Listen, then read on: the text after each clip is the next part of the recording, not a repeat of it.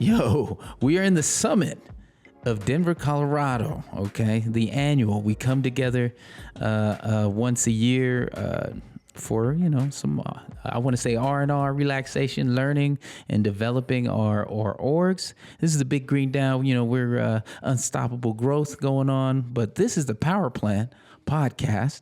My co-host is Stephen Luck. He's not here with us today because he's in the groove.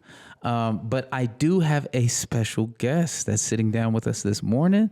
Could you please introduce yourself? Like, who are you? What's your organization? Hi, my name is Janett Lewis, and my organization is called Rustic Root Sanctuary. It's down in St. Louis, Missouri. Ooh-wee. Okay. I'm sorry, is that the Show Me State? It is the Show Me State. I always wondered, like, what does that mean? What does that mean? I think it means, like, you got to really prove yourself. So I did move to St. Louis from San Diego, California. Okay.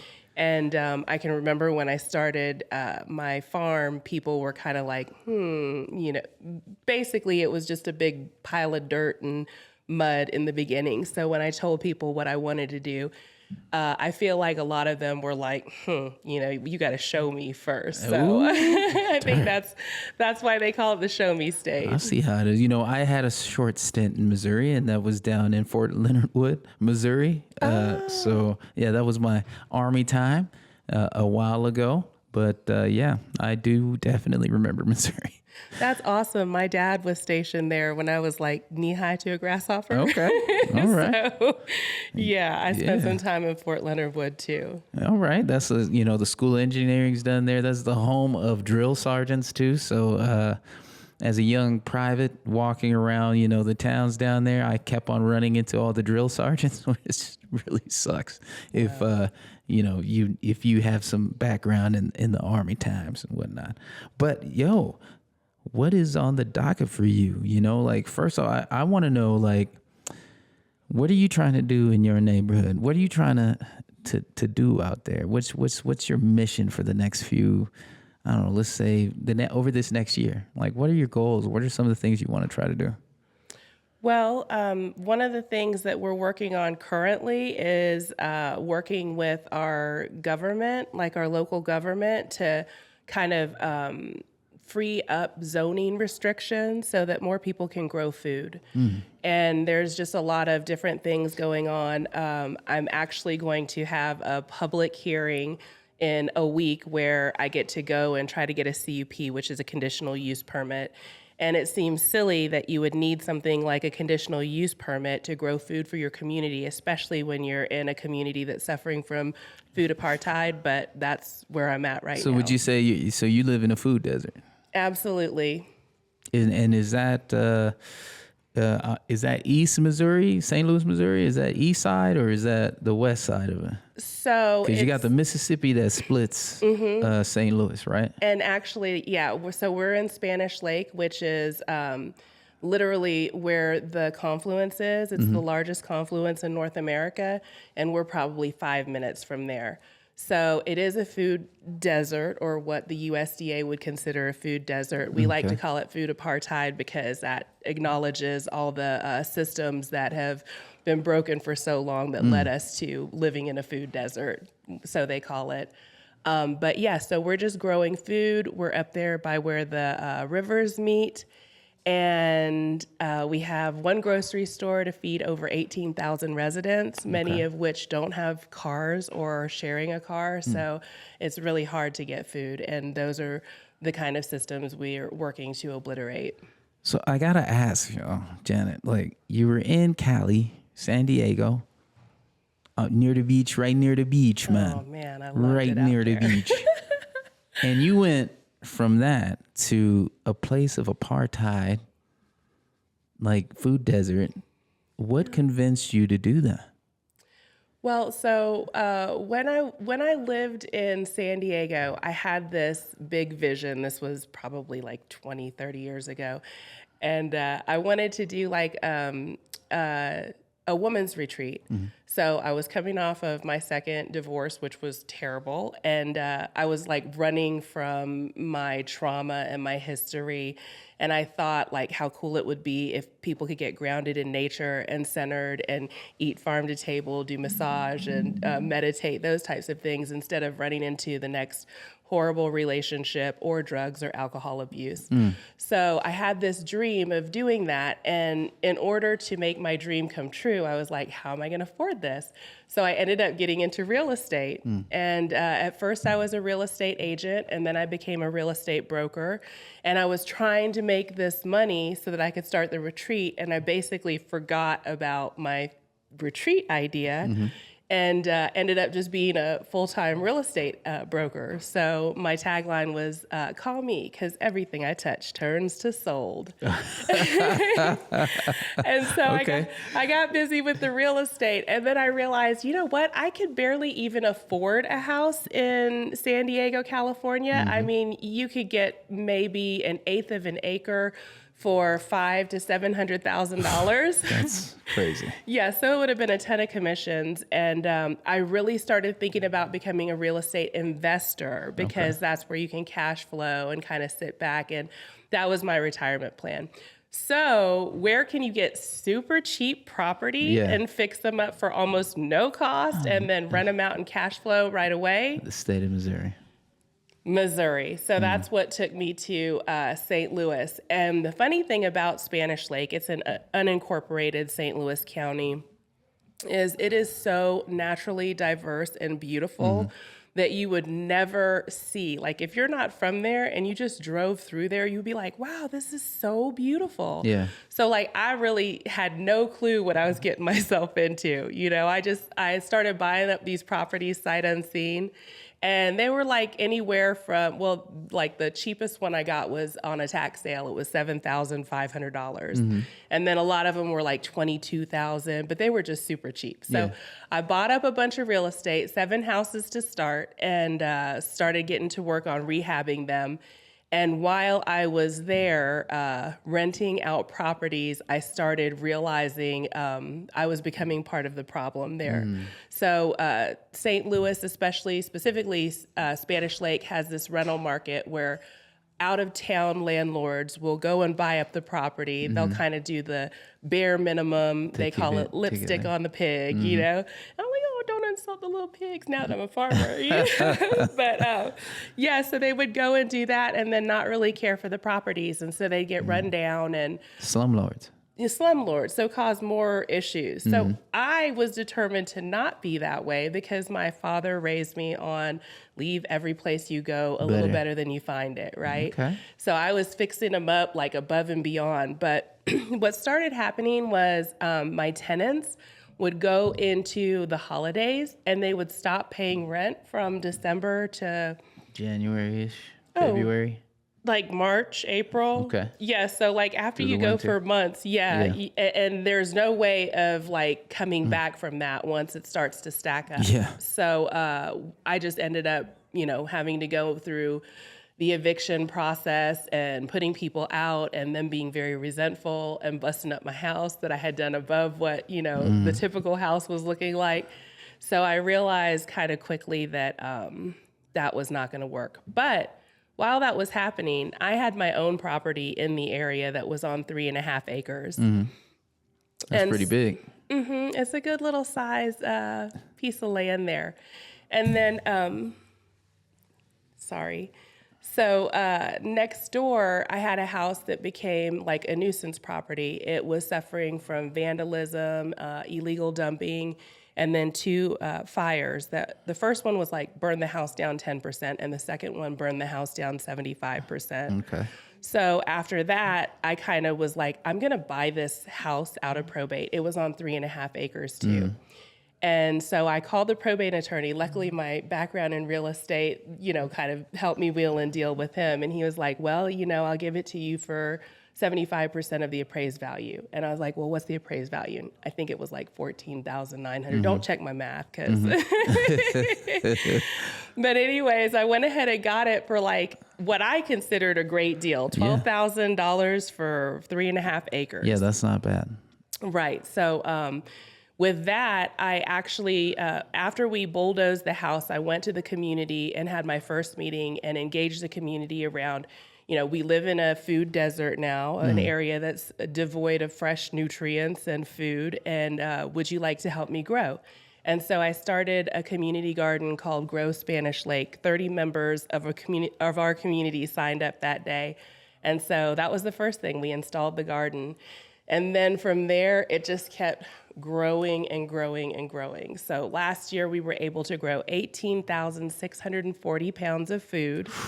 Dang. Yes, we had about over 250 pounds of honey. Wow. And yeah, we make value-added products like elderberry medicine, ginger tinctures, like all different kinds of things that we get from the land. Well, it sounds like you're showing you showing up and showing out over there in the Show Me State. I'm showing them. Well, that's fresh. First off, I'm really inspired about your story and how you came into that community and recognize what, you were contributing to, and now here you are, like being a champion of change when it comes to like local government. And I think a lot of people like lose sight of that. Like you can create these opportunities of change, whether it be, a change of your own life, coming out of Cali and moving over to Missouri. But how did you really recognize that you were creating this? You were doing the same thing that a lot of other real estate folks were doing, like the folks that were doing the slumlord stuff. You recognized it, and you were like, "Yo, I'm gonna what I produce here is gonna be well above and beyond reproach." But like, when did you really when did it hit you though? Like, what happened? Was it that 3 months nobody's paying rent? Well, that was part of it. I mean, it's a flawed retirement plan if you actually don't collect the money. So, but one of the evictions that I was going through, this lady was very upset. Like, she was highly volatile. So I ended up calling the police. And what happened was, when the police got to the house, they were basically like, "You need to take your investing dollars somewhere else. This is a horrible neighborhood." And then they started telling me all these stories about like people shootings. getting murdered. And, like babies and stuff. And I was just like, holy Toledo. So I went and I found this Netflix documentary called Spanish Lake. And I don't advise watching it because it's like super heavily racially biased. It was a guy who went from living on Maple Avenue, which is right around the corner from where I live, to LA. And he went back after white flight and all of that. And he came back and just talked about how horrible the neighborhood had become and how it no longer resembled the great little, 1950s.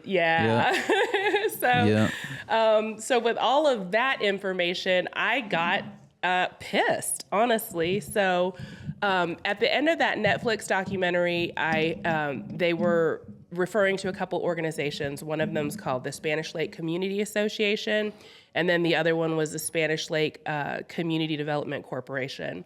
And so I reached out to those organizations, and before I had even started the farm and the garden, I signed up for the Claremont CDC, or not the Claremont, sorry, that was California, the Spanish Lake CDC, which I also did similar volunteer work like that in San Diego, but it was way different. So I did 2 years of being a board member of the Spanish Lake Community Development Corporation. And then as the chair was stepping down, she asked me if I would take over. And so I chaired the Spanish Lake Community Development Corporation for 2 years. And they were basically tasked with trying to redevelop and help like the housing situation there. So in that time, we actually rehabbed one property. And on the side, I had already rehabbed like 6 properties in Spanish Lake. So I realized once you get into the place where you're asking the government to fund things, yes, then all of a sudden it had to be ADA compliant, and all of the government bureaucracy just slowed everything down to a crawl. So Yeah, that's kind of where I was. And then, but during the time I was with the Spanish Lake CDC, I fell deeply in love with farming. And I can remember like the first time I ever dug worms, it was like a spiritual experience for me.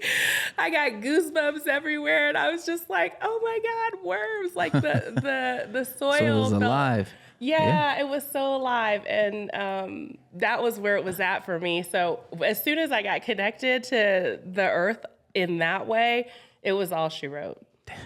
That's so fresh. Yeah. That's so fresh. Man, like now that, we went through the dystopian, part of your story, then you transformed this area. You're producing thousands of pounds of food. You've got honey, coming out the yin yang. Like, and how has the community received that change? What did you see like from the community as you were growing food? You got bees buzzing, you got worms doing their thing. Like, what change did you see in the community after that? The community is like so incredibly grateful and gracious. Like everything we've ever needed, like there's more people than I can count coming out for us. Like we had trees fall on the garden. And the next day, like all these guys came out with chainsaws and they were like ready to clear all this wood off of the garden. I mean, it's just been like so beautiful. And one of the things that we do is we have a produce sale every weekend on the farm. Yeah. And then another program we do is a senior program. When COVID exploded in 2020 and people couldn't get out, we immediately decided to start taking our produce to the elders in our community. So that's fresh. If they have mobility issues, then we'll deliver it to them. And if they can get out, they come out to the farm. And it's amazing when they come out to the farm because a lot of them have seen farms growing up, like what takes them back to when they were 6 years old. So, I see you talking so proudly about like the work there in the community. In fact, I saw some tears forming in your eyeballs there. I didn't go all the way. No. But that's it. I just want the listeners to know this because like there's a lot of work, a lot of pain that comes into that, and then like the reward is like overwhelming. Like I'm getting goosebumps listening to you talk about how that plot of land that you transformed into this life-giving, piece, and now like you're trying to amplify that even more by working with government entities to spread that love. So like, what is the end result that you want to see from what you're about to do with that local government there in Spanish Lake? I think that one of the most important things, like I've seen a lot of people basically going for their dreams and then get shut down by the government because it's just not conducive to like allowing people to think outside the box. Like status quo, the rules and regulations, systems that have been in place, like the comprehensive plan that's happening right now in St. Louis County. They haven't done one of these since 1983. Oh, God. So there are all these systems that are holding the problems in place that need to be obliterated. And what I found is people are watching. Like there are a lot of people that haven't even talked to me. They're like, or they'll come out to the produce sale and say, I've been watching you on Facebook for years, So they're like following, they're watching, and they want to see what happens. It's the show me state, right? Okay. So they're like, is she going to get beat down, run out of town, or what's going to happen? So we have those people, and then we have the other people that's like, anything you need, I'm here. Like when I told them we were going to do this CUP hearing, we've already gotten a flood of email letters of support as to why we need this. And so what I'm hoping is I just keep leaning into this space of believe in infinite possibilities. And so what I'm wanting to do is bridge and create this new camaraderie with the county government. Like if we can, and my councilwoman is the chair of the county council, Shalonda Webb. Love her to pieces. Like she gave me my first award this past year for the Juneteenth celebration.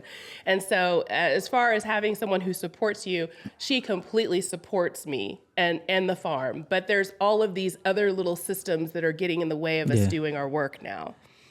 Ooh, so that brings up a question for me, for you. What advice can you give to folks out there that want to create that change that you did? You're like, the change is there. Like, as far as I can tell, like, y'all like mission is being accomplished, and now you're trying to amplify Yes. what you've done. What would your advice be to young organizations out there? Maybe they don't have all the assets yet. Maybe they're starting at zero, but they have the idea of transforming their community like you did with growing food. What advice would you give them? I think like I'm somewhere in between. My first initial response would be, it's better to ask for forgiveness than permission, so build your stuff, boo. But then, okay, that's the unreasonable answer that's got me into a public hearing in a week, because I just built whatever the heck I wanted to build, and now they're like, hold on, pump the brakes. Right. So the other thing I would say is sometimes you have to believe in your dreams when nobody else does, even when the naysayers are going, that's not going to work. This is the reason why I won't, blah, blah, blah, blah, blah. You just keep listening to your insides. Like, I've always felt like this is the work that's on my heart, so I'm going to do it. And even if you told me it was wrong, I'm not going to listen to you. Thanks for sharing, but I'm going to build what I want to build anyway. So keep building. And also, if you can connect with someone who has weight in your county government, I would say go ahead and build that coalition, friendship, camaraderie, whatever you can, so that when stuff does hit the fan, you have someone on the inside that can help you navigate if you ever get to that point where you're like, I could have got myself into trouble, but luckily I have a friend on the other side who's going to help walk me through all this stuff. So that's good that we're talking about this, because it leads us into our next question for you. Your garden sign. You walk into your garden. What is your garden sign going to say? What is my garden sign going to say? My garden sign literally says, believe in infinite possibilities at the bottom. There you go.